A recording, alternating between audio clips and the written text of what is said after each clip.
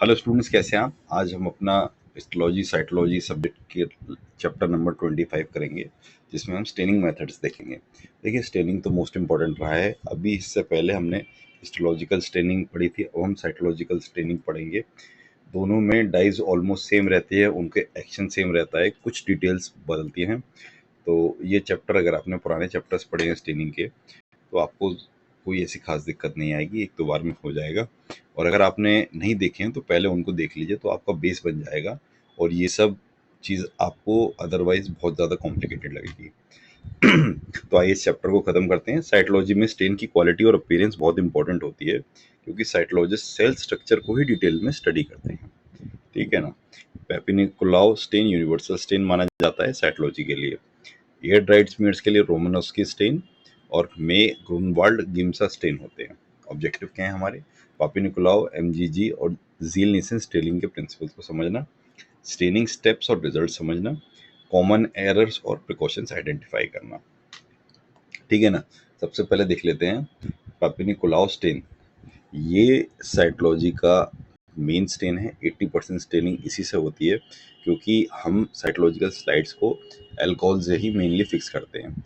कुछ ही हमारी स्लाइड्स होती हैं जिसमें हम अल्कोहल यूज़ नहीं कर सकते, उनको हम एयर ड्राई करते हैं, नहीं तो जनरली ये चल जाता है। और इसमें दो तरीके से स्टेन होता है। जो न्यूक्लियस है, यानी पेपिनिकुलाउ स्टेन तो एक ब्रॉड नाम हो गया, इसके अंदर दो और डाइज होती हैं।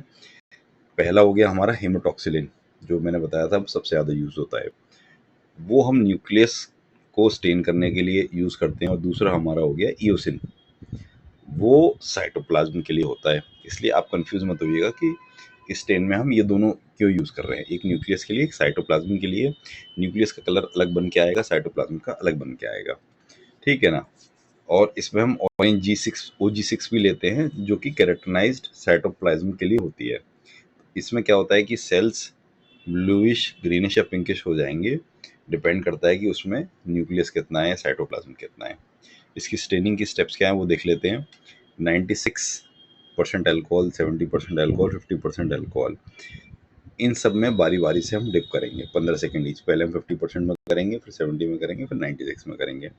उसके बाद हम वाटर में एक डिप करेंगे अपनी साइटोलॉजिकल स्मीयर को।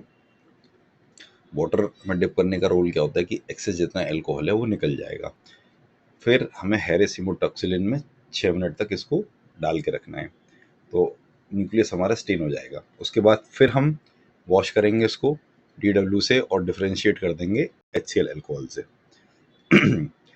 इससे क्या क्या होगा कि जो हमने हमारी डाई सब जगह फैली हुई है और एक्सेस में फैली हुई है, HCl उसको रिमूव करके एकदम एग्जैक्ट क्वांटिटी में कर देगा।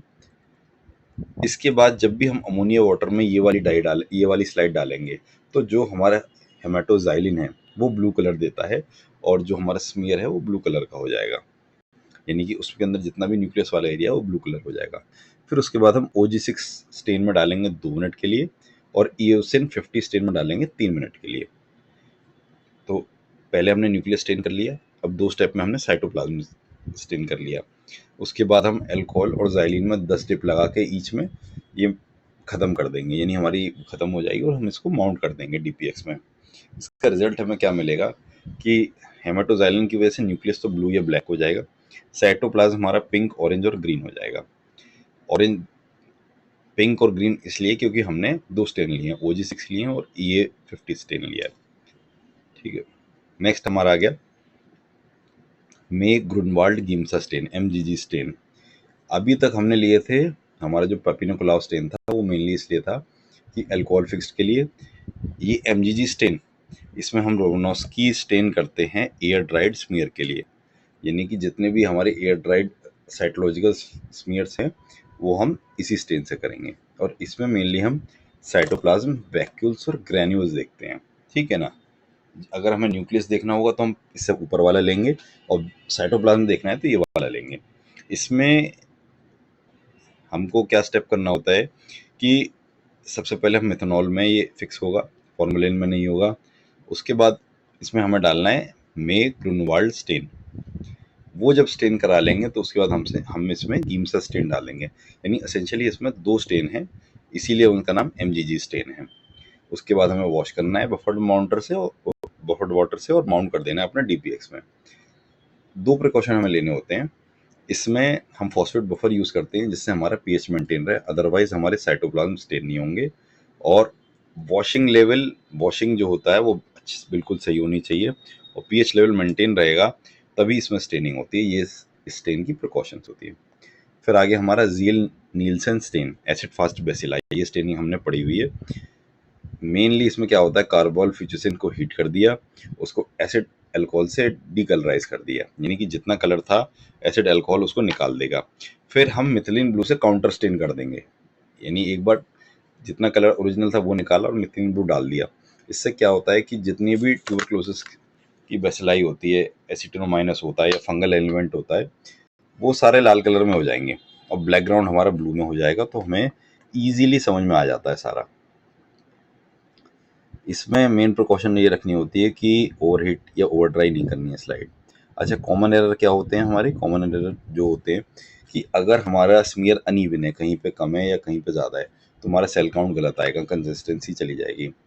एयर ड्राई करना बहुत इंपॉर्टेंट होता है, लेकिन एयर ड्राई सही तरीके से करना बहुत ज़रूरी होता है। पीएच चेंज होगा अगर मान लीजिए, जो जैसे अभी हमने अपनी स्टेनिंग पढ़ी थी एमजीजी स्टेन, अगर उसमें पीएच मेंटेन नहीं होगा तो कलर का वेरिएशन उसमें आ जाएगा, तो फिर हम भी हमारी रिपोर्ट खराब हो जाएगी। कुछ कॉमन है प्रिकॉशन जो हर उसमें स्टेनिंग में करने हैं कि एक तो स्टेनिंग से करने से पहले उनको फिल्टर करना है। दूसरा, एक स्टेन को ऐसा नहीं है कि बार बार उसी को यूज़ करे जा रहे हैं, स्टेन को बदल देना चाहिए। बफर्ड वाटर ही आपको यूज़ करना है। बफर्ड वाटर का मतलब हो गया कि उसकी पीएच मेंटेन है, ये नहीं है कि पीएच अगर हम टैप वाटर लेंगे तो उसकी पीएच एसिडिक है या एल्कलाई है, तो उससे हमें रिजल्ट में वेरिएशन आएगा। दूसरी बात, स्टेन करते समय स्लाइड सूखनी नहीं चाहिए। अगर स्लाइड सूख गई तो स्टेनिंग प्रॉपर नहीं होगी। स्टेनिंग करने के बाद उसको तुरंत अल्कोहल या वाटर से हमें ट्रीट करना होता है। कुछ बेसिक वो हैं नीचे समरी पॉइंट में। Papanicolaou stain mainly alcohol fixed smears के लिए होता है, इसमें न्यूक्लियस ब्लू आएगा, साइटोप्लाज्म पिंक आएगा। एमजीजी स्टेन होता है एयर ड्राइड स्मीयर के लिए, इसमें साइटोप्लाज्म और वैक्यूल अच्छे से क्लियर हो जाते हैं। थर्ड था हमारा ज़ील नीसन स्टेन, ये ट्यूबरक्लोसिस, एसिड फास्ट बेसिलाई और फंगाई के लिए होता है, इसमें बेसिलाई लाल हो जाएगी और बैकग्राउंड ब्लू हो जाएगा। ठीक है, इसी के साथ हमारा साइटोलॉजिकल स्टेनिंग भी खत्म हो गया और इतना डिफिकल्ट नहीं है अगर आपने पुराना चैप्टर पढ़ा हुआ है तो।